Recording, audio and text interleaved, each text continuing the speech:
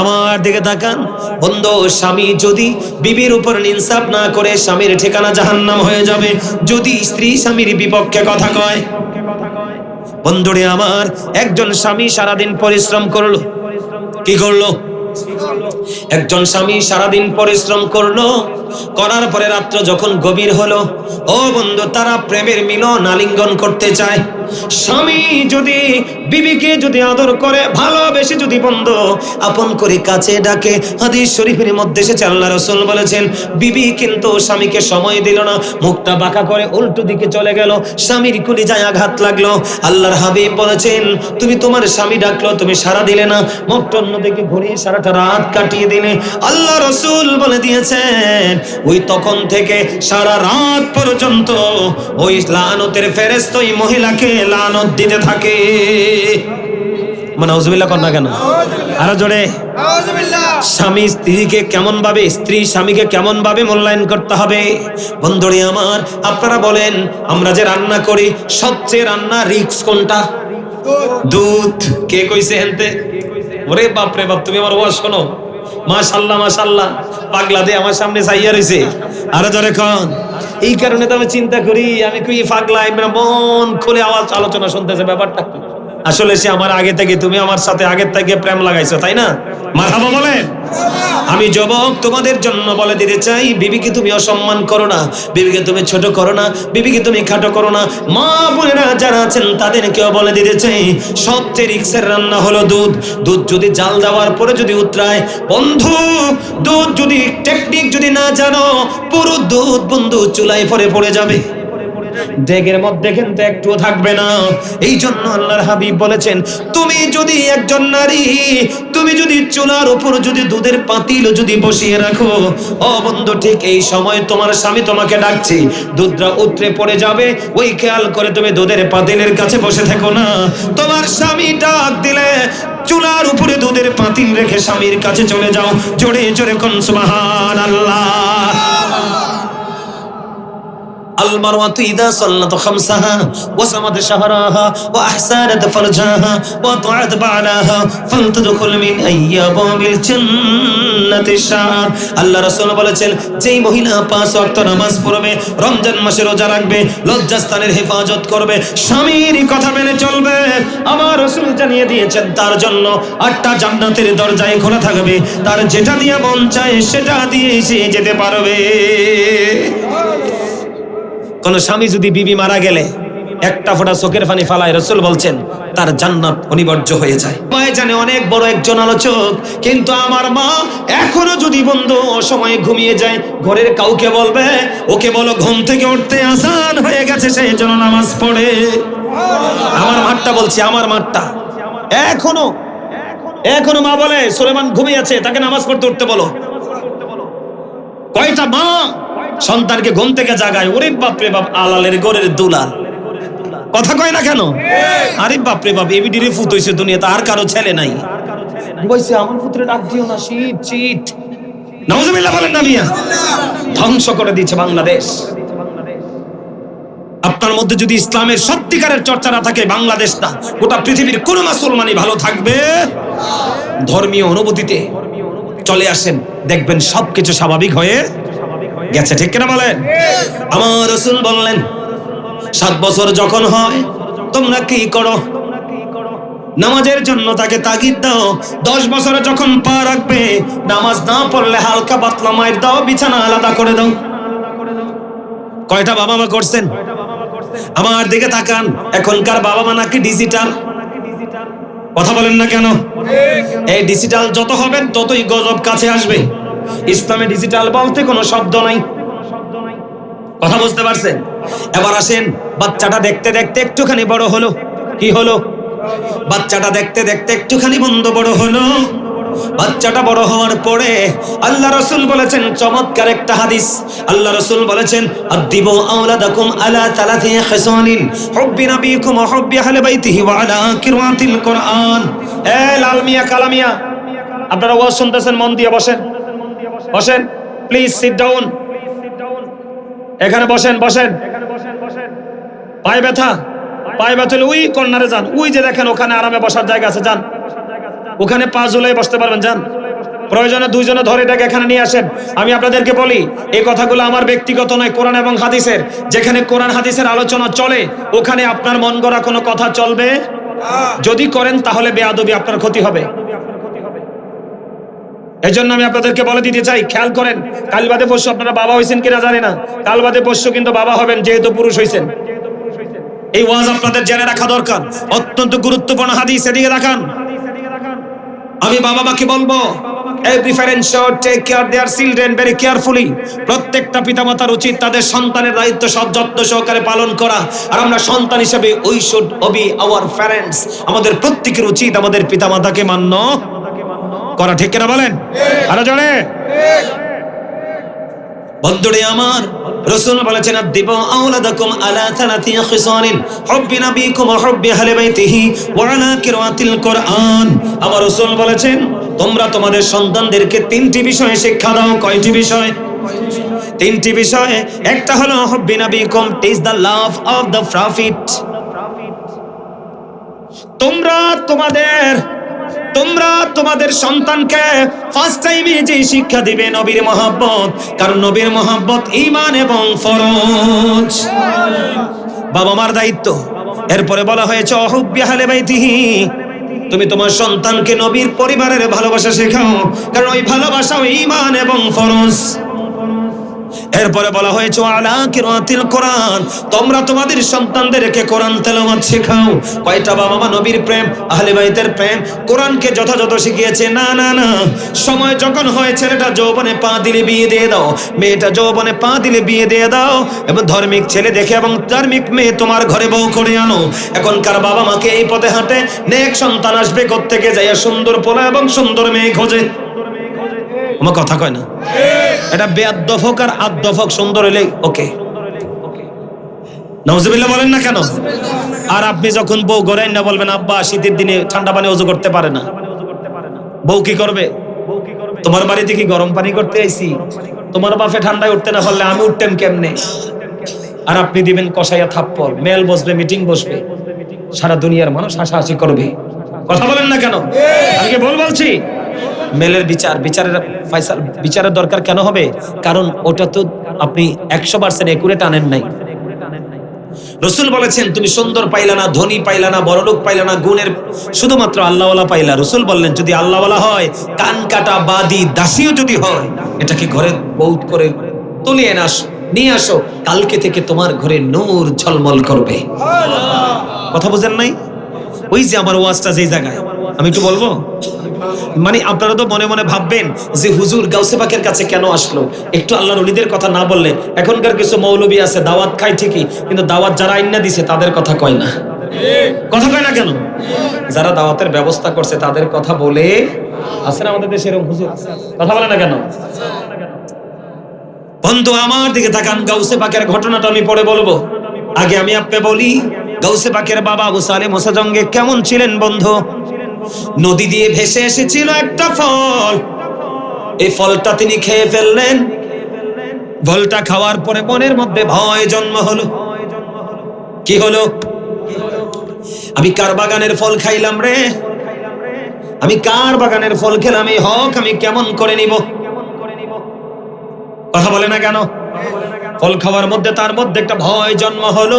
খুঁজতে খুঁজতে খুঁজতে খুঁজতে বন্ধু ফল বাগানের মালিককে খুঁজে পেলেন। অনেক বড় ঘটনা এটা, অনেক লম্বা ঘটনা। আমি এই ফল খাইয়ে ফেলছি, আমি এটা ঋণ পরিশোধ করতে চাই।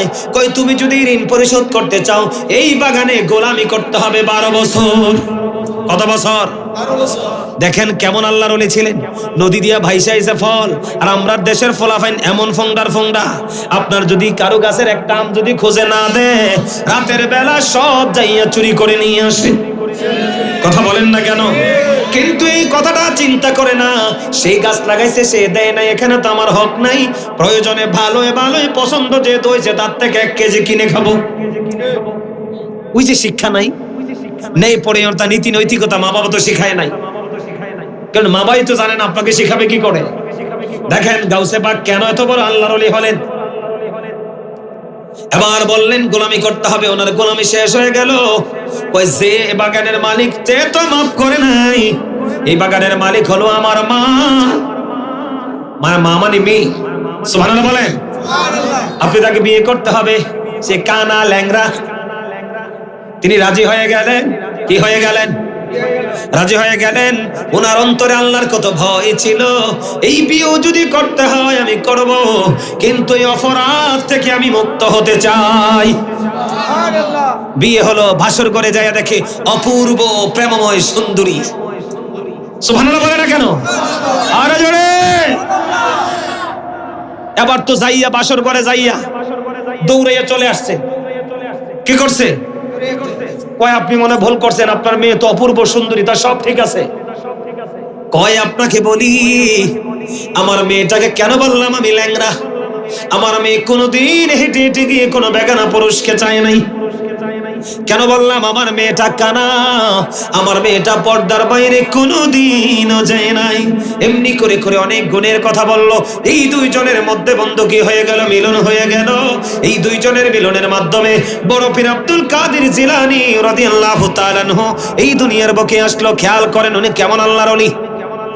উনি যখন এই দুনিয়ার বুকে আসলো, যেদিন তিনি এসেছেন শাবানের চাঁদের 29 দিন, শাবানের চাঁদের 29 রাতে ফজরের নামাজের পূর্বক্ষণে বন্ধু গুরি গুরি বৃষ্টি পড়তেছে, আকাশটা কালো মেঘাচ্ছন্ন ছিল। বন্ধুরে আমার, শাবানের চাঁদের শেষেই কিন্তু রমজানের শুরু। কথা বলে না কেন? বন্ধুরে আমার, বরফের আব্দুল কাদের জিলানী পৃথিবীর বুকে যখন কদম বাড়িয়ে দিলেন, কিন্তু আকাশ মেঘলার কারণে মানুষগুলো চাঁদ দেখে নাই। কি করে নাই? চাঁদ না দেখা পর্যন্ত। ও বন্ধু, আমাদের দেশে কিছু বেকুব আছে, সৌদি আরবের সাথে মিল রেখে রোজা রাখে। কথা কয় না কেন? আমাদের দেশে কিছু স্টুপিড আছে, সৌদি আরবের সাথে মিল রেখে বন্ধু ঈদ করে ফেলে। এই বোকার বাচ্চা বোকা বোঝে না, বাংলাদেশে সূর্য উঠলে তখন থেকে ঘড়ি ধরা হয়, বাংলাদেশে সূর্য ডুবে গেলে ঘড়ি বন্ধ হয়। কথা বলে না কেন? তার মানে দিন শেষ, সূর্য ডোবার পরে রাত্র সন্ধ্যা শুরু। ঠিক কেন বলে? তুমি দুনিয়ার সব কিছু করো, তুমি দুনিয়ার সূর্যের সাথে, বাংলাদেশের আকাশের সাথে, ঘড়ির সাথে মিল রেখে শুধু রোজা রাখো এবং ঈদ করো সৌদির সাথে, এটা টোটাল হারাম, এটা না জায়েজ। জোরে জোরে বলেন ঠিক না ঠিক? আপনার এই দেশে রোজা রাখতে হলে ওই দেশের আকাশে চাঁদ দেখা যাইতে হবে। আপনি দেখতে পারেন নাই, চাঁদ দেখা কমিটি আপনাকে ঘোষণা দিতে হবে চাঁদ দেখা গেছে, রোজা শুরু। আজকে তারাবি পড়ব এবং সাহারি করব। ঠিক কিনা বলে? এখন তৎকালীন সময়ে বন্ধু বৃষ্টি ছিল, আকাশে তো চাঁদ দেখা যায় নাই। মানুষগুলো কি করবে না কি করবে? সকালবেলা আবু সালেহ মুসা জঙ্গির বাড়ির দিকে দলে দলে মানুষ চলে আসলো। আসার পর আয়েশা দেখে গাউসে পাকের বাবা আবু সালেহ মুসা জঙ্গি তিনি নাই। এবার বললেন, তোমরা এত মানুষ কেন এসেছে? ওই গাউসে পাকের মায়ের নাম হলো উম্মুল খায়ের মা ফাতেমা। ফাতেমার কাছে ফাতেমা জানতে চাইলেন, বাড়িতে এত মানুষ কেন? কই মানুষগুলো এই জন্য এসেছে, কারণ কালকে তো চাঁদ দেখা যায় নাই, মানুষ কেমন করে রোজা রাখবে ফায়সালা দিতে। এবং আবু সালেহ মুসা জঙ্গি নাই, মানুষগুলো কি করবে? এবার গাউসে পাকের মা একটা ডাক দিয়ে বললেন, শোনো শোনো, আমার বাচ্চাটা এই ফজরের আজানের আগে দুনিয়াতে কদম দিয়েছে। ফজরের আজান যখন হয়ে গেছে, আমি হাজার চেষ্টা করেছি, আমার ডান দিকের স্তনটা বাচ্চার মুখে দিয়েছি, বাচ্চাটা দুধ খায় না। বাম দিকের স্তনটা আমি বাচ্চার মুখে দিয়েছি, বাচ্চাটা দুধ খায় না। আমি মনে করলাম অন্য কিছু হতে পারে, আমি অন্য কিছু বাচ্চাটার মুখে দিয়েছি, কিন্তু বাচ্চাটা মুখে নিতে চায় না। এদিক দিয়ে দিলে ওই দিকে, এই দিক দিয়ে দিলে ওই দিকে, বাচ্চাটা মুখটা ঘুরিয়ে নেয়।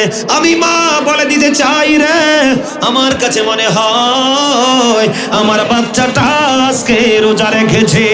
আমার কাছে মনে হয় সূর্য চাঁদ উঠে গেছে, রমজানের চাঁদ। জুড়ে জোরে কন্যা সুবহানাল্লাহ।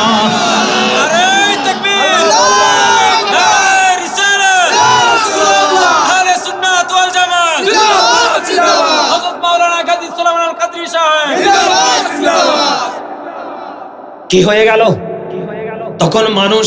কারণ বাবা তো আল্লাহর ওলি, অনেক কারামত আছে বাবা, মাও তো আল্লাহর ওলি, জীবনে কোনোদিন একটা বেগানা পুরুষকে কি করে নাই, দেখা দেয় নাই, কোনোদিন কোনো স্বামীর কথা অমান্য করে নাই। এমন মায়ের পেট থেকে আসছে রে অলিকুলের সম্রাট গাউসে সামদানি কুতুবে রব্বানি শেখ সৈয়দ মহিউদ্দিন আব্দুল কাদের জিলানী রাদিয়াল্লাহু তাআলা আনহু। এবার মানুষ মানলেন, কি করলেন না, সারাদিন কোনো কিছু খেলেন না, আর ওই ছোট্ট বাচ্চা গাউসে পাকের দিকে নজর। বাচ্চাটা কি করে দেখি, তার ফিলিংসটা কি দেখি। বন্ধুরে আমার, দিন চলে গেল, রাত যখন হয়ে গেল, ও বন্ধু মাগরিবের আজান যখন দিয়েছে, অটো এসে তার মায়ের স্তন চেপে ধরে দুধ পান করেছে, তার মানে সে ইফতার করেছে। আল্লাহর ওলিদেরকে নিয়ে ফাইজলামি করে, ইতিহাস পড়ে, ভালো করে পড়ে। এমন বাচ্চাকে আমাদের দেশের মারা পেটে ধরছে না, তাদের বাচ্চা দি দুনিয়ার ফাজিল। কথা কন না কেন?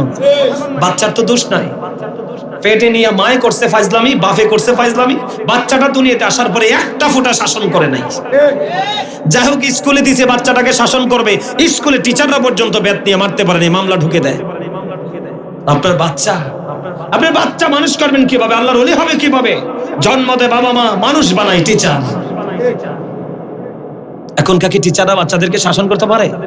শাসন না করতে পারলে তার ব্রেনে তো বিবেক ঢোকাতে পারবো না, আমরা শিক্ষা ঢোকাতে পারবো না। কারণ আমিও দীর্ঘদিন কিন্তু কি করেছি, টিচিং প্রফেশনে ছিলাম। অসংখ্য স্টুডেন্ট আছে আমার বাংলাদেশে, অসংখ্য। আমি কিন্তু 10 দিন ছেড়ে দিতাম, একদিন এমন মায়ের মারতাম, মা বাবা পর্যন্ত দেখতে কাঁদতো। কিন্তু এখন তারা বলে যে হুজুর ছিল আমাদের জন্য কি নেয়ামত। এখন তারা বলে, সম্মানিত উপস্থিতি, শাসন তো উনিই করবে যিনি আদর করে, ঠিক না বলেন? যার কাছে আদর নাই, শাসন করার কোন অধিকার।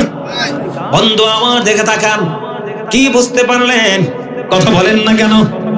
আল্লাহর ওলির মর্যাদা আসেনি, পাওয়ার আসেনি, তার কাছে আধ্যাত্মিকতা আসেনি। বন্ধুরে, ওই যে গাউসে পাকের ঘটনাটা বলতেছিলাম, অনেক ঘটনা বলে ফেললাম। এবার কি হয়ে গেল? ওই যে মা, ওই যে মহিলার পেটে বাচ্চা, ওই মহিলা যাইয়া বলতেছে, হুজুর আমার পেটের বাচ্চাটা কি আপনি একটু বলে দেন। কয় না না, এটার খবর তো আল্লাহ জানে। হুজুর যদি আল্লাহ জানে তাহলে আমার জিনিস রাখার অধিকার নাই, আমারটা আমারে ফেরত দেন। এবার তো আবু সালেম মুসা জঙ্গি তো কোবরা, বাপরে বাপ, কি তারে কইরে, তুমি বুদ্ধি করতে গেলে এতক্ষণ তো তুমি তো শক্ত ছিলে না, এখন এই শক্ত হইলা কেমন করে?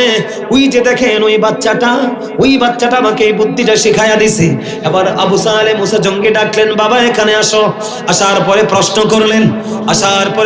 করলেন, বাবা গো এই মহিলা যা যা বলেছে তুমি কি শিখিয়ে দিয়েছো? হ্যাঁ বাবা। বন্ধুরে, সঙ্গে সঙ্গে আবু সালেম মুসা জঙ্গি গাউসে পাকের গালের মধ্যে একটা চর বসিয়ে দিলেন, থাপ্পড় বসিয়ে দিলেন। একটা থাপ্পড় দিয়ে আরেকটার জন্য হাতটা উঠালেন। বাবা বাবা থেমে যাও, আরেকটা গালি যদি আমার থাপ্পড় বসিয়ে দাও, এই দুনিয়াতে আমি একটাও নারী রাখবো না, সব পুরুষ বানাইয়া দিব। মহিলাকে বললেন, যান, আপনার গর্ভে পুত্র সন্তান। সত্যি সত্যি মহিলার গর্ভ থেকে পুত্র সন্তান এসেছে। জোরে কোন সুবহানাল্লাহ, আরো জোরে বলেন। একটা ঘটনা বলি, ডক্টর আহমদ পেয়ারা বাগদাদি পীর সাহেব কেবলার নাম শুনেছিলেন আপনারা? শাহপুর দরবার শরীফের অনেক বড় জবরদস্ত আল্লাহর ওলি ছিলেন, তিনি একজন ডক্টর ছিলেন। তিনি বাংলাদেশে, সুবহানাল্লাহ সুবহানাল্লাহ, ডক্টর আহমদ পেয়ারা বাগদাদি হুজুর কেবলার মুরিদান এখানে ছিল। আপনার আব্বা, সুবহানাল্লাহ সুবহানাল্লাহ। শোনেন, আজ থেকে ধরেন বছর খানিক হবে, একটা ছেলের বিয়ে হবে। একটা ছেলে আর একটা মেয়েকে পছন্দ করে।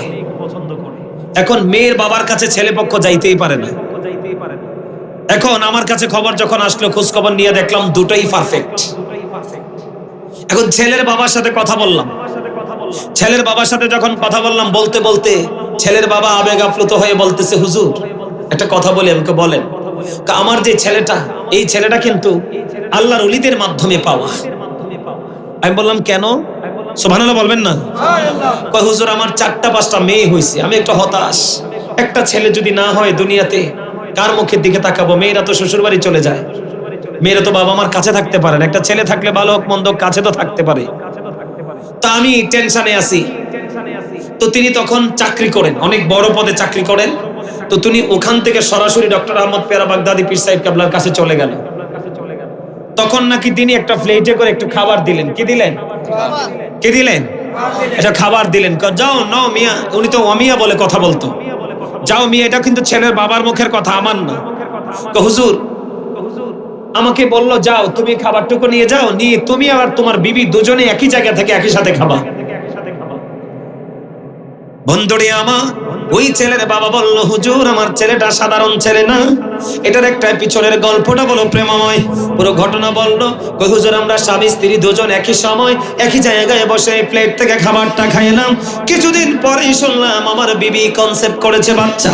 কিন্তু কিছুদিন পরে যখন কনসেপ্ট করলো, আমার বুক ভরা স্বপ্ন, বুক ভরা ভালোবাসা, যে এই যেহেতু ডক্টর আহমদ পেয়ারা বাগদাদি পীর সাহেব কেবলা বলেছে, মিয়া কিসের টেনশন করো না, যাও দুজন মিলে একই সাথে বসে খাবারটা খেয়ে নেবা। কই হুজুর আমার সন্তান যখন পৃথিবীতে আসলো, সবাই বলল ওমকে এত পুত্র সন্তান হয়েছে, জুড়ে জুড়ে করল একবার সুবহানাল্লাহ। এবং ওই স্বামী স্ত্রী দুজনের ওটাই লাস্ট সন্তান, এরপরে আর কোনো সন্তান তারা ধারণ করতে পারে। শেষ সন্তান এটাই পুত্র সন্তান এসেছে। আল্লাহর ওলিরা হচ্ছে এমন, আল্লাহর ওলিদের হাত আল্লাহর কুদরতি হাত, আল্লাহর ওলিদের পা আল্লাহর কুদরতি পা, আল্লাহর ওলিদের চোখ আল্লাহর কুদরতি চোখ। আল্লাহর ওলির একটা পাহাড়েও যদি যায়, এই জায়গাটাও কিন্তু মঙ্গল হয়ে যায়। সুবহানাল্লাহ বলেন। এগুলো ইতিহাস, আল্লাহর ওলিদেরকে নিয়ে গবেষণা করবেন, বুঝতে পারবেন। ওই যে মজলুম আলীর কথাটাই একটু আগে বললাম, ওই যে ল্যাংটা হয়ে ঘুরে, দুলাবালি নিয়ে ঘুরে, গায়ে গন্ধ কয়, গায়ের মধ্যে কোনো ধরনের কোনো কি থাকে না, ভালো কাপড় চোপড় থাকে না, এবারে ও বাড়ি চিপায় চাপায় হাঁটে, কারো কোনো ক্ষতিও করে না, ওরা কিন্তু আল্লাহর ওলি। হ্যাঁ খারাপ আছে, আমি জানি খারাপ আছে, কিছু তো ছদ্মবেশে থাকে, এটা ছাড়া যারা সত্যিকার তারা কিন্তু আল্লাহর ওলি। হাদিস শরীফের মধ্যে এসেছে, আল্লাহ রাসূল বলছে, তোমার ইস্তারি করা পাঞ্জাবি পরে আল্লাহর ওলি, তার কাছে তুমি দরখাস্ত নিয়ে গেছো, আল্লাহ দরখাস্ত কবুল করে নাই, কিন্তু দুলাবালিতে দোষর ওই লোকের কাছে গেলে দেখবা সব হয়ে গেছে। সম্মানিত উপস্থিতি, এক ভদ্রলোক এক হুজুরকে প্রশ্ন করছে, বুঝছেন নি? আচ্ছা আপনি বলেন তো, এক ভদ্রলোক এক হুজুরকে প্রশ্ন করছে, আপনি বলেন তো আল্লাহ কি এই পৃথিবীটাকে সুইয়ের পিছন দিয়ে আনতে নিতে পারবে? এখন হুজুর কত, তোমার কি মাথা খারাপ হয়েছে বেটা? সুইয়ের সিদ্ধটা কি একেবারে চোখেও মালুম করা জানে, এই দিকে তোমার এই কি জানি বলে পৃথিবী আই বোঝাইব কেমনে? তো তাদের বাড়ির আঙিনায় বাজারে এক পাগল বসে থাকে, ফকির, সব সময় সে তার ধ্যান খেয়ালে থাকে। ওর কাছে যাই বলতেছে, আরে পাগলা, আল্লাহ কি এই সুইয়ের পিছন দিয়ে দুনিয়াটারে আনতে নিতে পারবো? ওই পাগলা কয়, মালিক চাইলে সব সম্ভব। সুবহানাল্লাহ কম না কেন? তার মানে ওইটাই আল্লাহর সাথে প্রেমের ডুরি লাগাইছে, আর এইটাই মোল্লা হইছে ঠিকই, সঠিক কমন সেন্স নাই। ঠিক না ঠিক? এই জন্য রাস্তায় ফকির দেখতে ঢিল মারবেন না, গালি দিবেন না, বকা দিবেন না। কয়দিন আগে দেখছি কিছু কাঠ মোল্লা রাস্তার কান্দার ফকির ধরে ধরে চুল কেটে দেয়, দেখেন নাই আপনারা? দেখছেন না? তার মৌলিক অধিকারের উপর হস্তক্ষেপ করার ক্ষমতা তো তোমাকে আল্লাহ দেয় নাই। ঠিক না বলেন? আরো জোরে। এবার আসেন বন্ধু, আল্লাহর ওলি হওয়ার জন্য স্বামী স্ত্রীর মধ্যে লাগবে মধুর প্রেম। সুবহানাল্লাহ কয় না কেন? শুধু আল্লাহ রাসূল মানলেই হইতো না, স্বামী স্ত্রীকে সম্মান করতে হবে, আর স্ত্রীও তার স্বামীকে সম্মান মর্যাদা দিতে হবে। কথা কয় না? আরো জোরে। আমার রাসূল বলেছেন, কোন স্বামী স্ত্রী দুইজন একসাথে বসে স্বামী পান খায়, বিবি স্বামীর কাছে বসে বসে মিষ্টি আলাপ করলো, আর সুন্দর করে তিলি তিলি করে একটা পানের খিলি বানিয়ে দিল, আর আলাপ চলতেছে প্রেমে। আমার রাসূল বললেন, তোমরা স্বামী স্ত্রী দুজনের আমলনামায় ঢুকবে নফল ইবাদতের সওয়াব। সুবহানাল্লাহ কন্না। ওয়াশিরহুন্না বিল মারুফ, স্বামী স্ত্রীকে সুন্দর করে পথ চলার হুকুম দিয়েছেন, জীবন যাপন করার হুকুম দিয়েছেন আমার আল্লাহ। ঠিক কিনা বলেন? আরো জোরে। আমি দুটো এক্সাম্পল দেই বন্ধু। স্বামী যারা আছেন, পুরুষ যারা আছেন, আপনি যদি স্যান্ডেল কিনেন বিবির জন্য কিনবেন, আপনি যদি পাঞ্জাবি কিনেন বিবির জন্য পছন্দ মতো, তার মন মতো যেটা প্রয়োজন সেটা কিনবেন। আপনি যদি বাহিরে মিষ্টি খান, বিবির জন্য মিষ্টি নেবেন। আপনি যদি বাহিরে চা খান, বিবিকেও চা খাওয়াবেন। এইটা হলো সত্যিকারের স্বামী। ও বন্ধু, বিয়ের পরে বিবিকে আপনি মোহরানা দিয়ে দিবেন। কি দিবেন? আমার রাসূল জানিয়ে দিয়েছে, যে স্বামী বিয়ের পরে বিবিকে মোহরানা না দিয়ে কবরে যাবে, তাকে কাল হাসরের দিন সিনাকারীদের অন্তর্ভুক্ত করা হবে। জুড়ে জুড়ে কন্যা নাউজুবিল্লাহ। এবার আসেন বন্ধু, আমাদের মধ্যে বিবিও তো আছে দুষ্ট। কথা কয় না কেন? আছে না নাই? ম্যাক্সিমাম বউ কিন্তু ফঙ্গট, কারণ আব্বায় বালা বউ আনছে না। আব্বাই টাকা চাইছে, আমার ভূতে বিপদে পড়লে কয়টা টিয়া দিয়া সুবিধা দিব, ঠিক কিনা কও? বন্ধুরে রে, তোমরা কেন বোঝো না?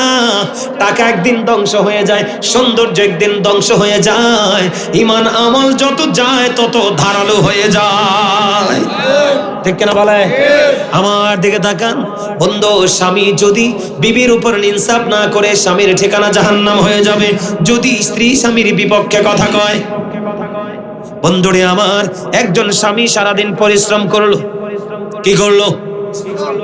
একজন স্বামী সারাদিন পরিশ্রম করলো, করার পরে রাত্র যখন গভীর হলো, ও বন্ধু, তারা প্রেমের মিলন আলিঙ্গন করতে চায়। স্বামী যদি বিবিকে যদি আদর করে, ভালোবেসে যদি বন্ধু আপন করে কাছে ডাকে, হাদিস শরীফের মধ্যে এসেছে আল্লাহ রাসূল বলেছেন, বিবি কিন্তু স্বামীকে সময় দিল না, মুখটা বাঁকা করে উল্টো দিকে চলে গেল, স্বামীর কলিজায় আঘাত লাগলো। আল্লাহর হাবিব বলেছেন, তুমি তোমার স্বামী ডাকলো, তুমি সাড়া দিলে না, মুখটা অন্যদিকে ঘুরিয়ে সারাটা রাত কাটিয়ে দিলে। আল্লাহ রাসূল বলে দিয়েছেন, ওই তখন থেকে সারা রাত পর্যন্ত ওই লানতের ফেরেশতা ওই মহিলাকে লানত দিতে থাকে। মানে আউযুবিল্লাহ কর না কেন? আরো জোরে আউযুবিল্লাহ। স্বামী স্ত্রীকে কেমন ভাবে, স্ত্রী স্বামীকে কেমন ভাবে মূল্যায়ন করতে হবে? বন্ধুরে আমার, আপনারা বলেন, আমরা যে রান্না করি সবচেয়ে রান্না রিস্ক কোনটা? দুধ। কে কইছে হেনতে? ওরে বাপ রে বাপ, তুমি আমার ওয়াজ শোনো। মাশাআল্লাহ মাশাআল্লাহ, পাগলা দিয়ে আমার সামনে চাইয়া রইছে। আরো জোরে কোন। এই কারণে তো আমি চিন্তা করি, আমি কই পাগলা ইমরা মন খুলে আওয়াজ আলোচনা শুনতেছে, ব্যাপারটা আসলে সে আমার আগে থেকে, তুমি আমার সাথে আগে থেকে প্রেম লাগাইছো, তাই না? মারহাবা বলেন। আমি যুবক তোমাদের জন্য বলে দিতে চাই, বিবিকে তুমি অসম্মান করো না, বিবিকে তুমি ছোট করো না, বিবিকে তুমি খাটো করো না। মা বোনেরা যারা আছেন তাদেরকেও বলে দিতে চাই, সবচেয়ে রিক্সের রান্না হলো দুধ। দুধ যদি জাল দেওয়ার পরে যদি উতরায়, বন্ধু, দুধ যদি টেকনিক যদি না জানো, পুরো দুধ বন্ধু চুলায় পড়ে যাবে, ডেগের মধ্যে কিন্তু একটুও থাকবে না।